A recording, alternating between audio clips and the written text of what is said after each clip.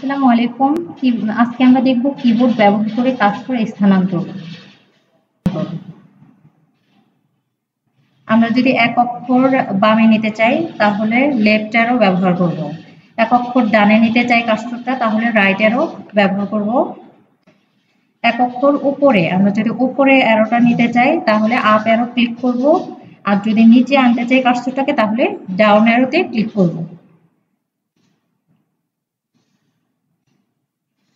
এখন যদি আমরা চাই যে এক শব্দ বামে নিতে চাই সেক্ষেত্রে কন্ট্রোল লেফট অ্যারো ক্লিক করব।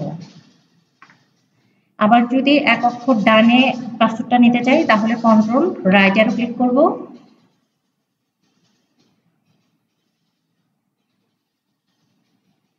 লাইনের শেষে যদি আমরা কার্সরটাকে আনতে চাই তাহলে ইন্ডে ক্লিক করব, আর লাইনের শুরুতে যদি আমরা কার্সরটা নিতে চাই তাহলে হোমে ক্লিক করব।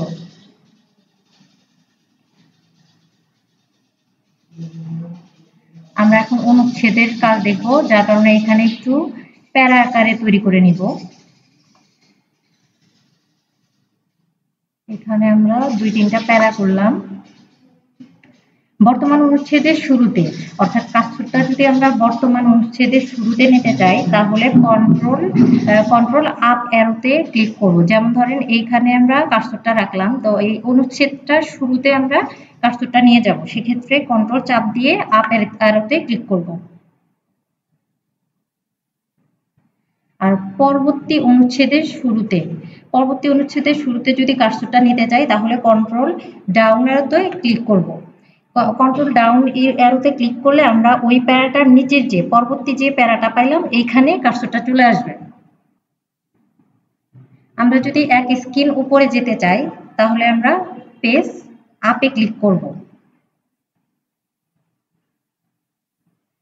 যদি স্ক্রিনের শীর্ষ প্রান্তে যেতে চাই তাহলে কন্ট্রোল পেজ আপে ক্লিক করব।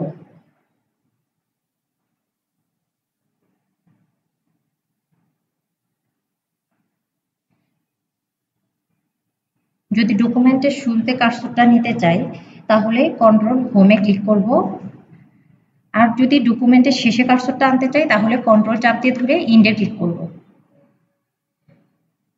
নির্দিষ্ট কোনো পৃষ্ঠার নম্বরে যদি আমরা যেতে যাই সেক্ষেত্রে প্রথমে আমাদের ইনসার্টে যেতে হবে। ইনসার্টে যেয়ে সর্বপ্রথম আমরা পেজ নাম্বারটা দিয়ে দিব।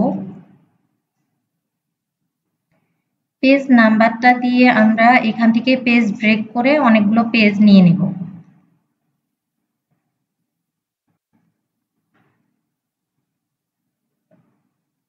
ইনসার্টে যাব,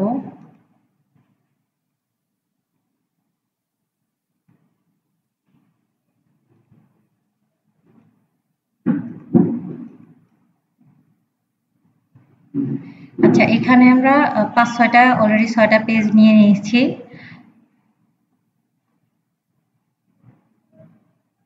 নির্দিষ্ট কোনো পৃষ্ঠার নম্বরে যদি আমরা যেতে চাই সেক্ষেত্রে আমরা কন্ট্রোল চাপ দিয়ে ধরে জিতে ক্লিক করব।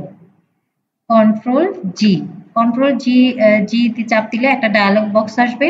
তো এইখানে এই বক্সটাতে ইন্টার পেজ নাম্বার, এখানে আমরা পেজ নাম্বারটা লিখে দিব। ধরেন যদি 4 নাম্বার পেজে যাই তাহলে 4 নাম্বার লিখে দিলাম, দিয়ে গো টুতে ক্লিক করব। গো টু ক্লিক করে ক্লোজ। এই যে আমরা 4 নাম্বার পেজে চলে আসছি। আবারও যদি আমরা কন্ট্রোল চাপ দিয়ে ধরে জি চাপ দিই, কন্ট্রোল জি, এখানে আমরা 2 নাম্বার 2 লিখে দিলাম, দিয়ে গো টু ক্লোজ। এই যে আমরা 2 নাম্বার পেজে চলে আসছি।